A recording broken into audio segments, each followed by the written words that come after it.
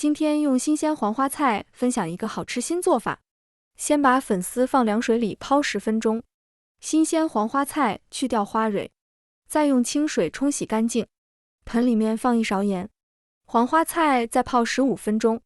锅里面把水烧开，水开后把粉丝放进去，煮1分钟，然后捞出来过一下凉水，水不要倒掉。里面放点食用油，少放点盐。把黄花菜放进去，焯水3分钟。黄花菜一定要焯熟，它是有毒性的。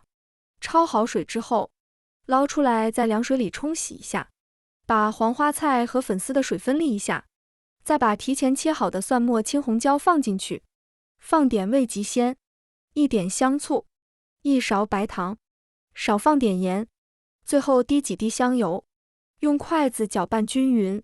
一道简单美味的凉拌黄花菜就做好了，喜欢的朋友一定要试一下。